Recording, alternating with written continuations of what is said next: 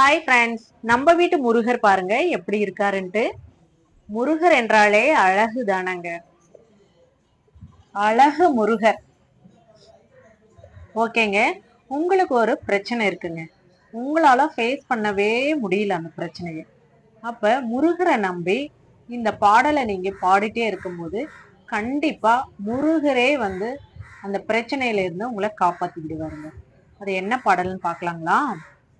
வேலுண்டு வினையில்லை, மயிலுண்டு பயமில்லை, குகனுண்டு குறையில்லை மனமே, கந்தனுண்டு கவலை இல்லை மனமே.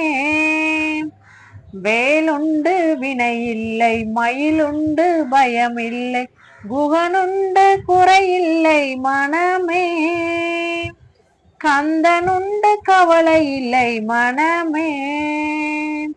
வெற்றிவேல் முருகனுக்கு அரோகரா.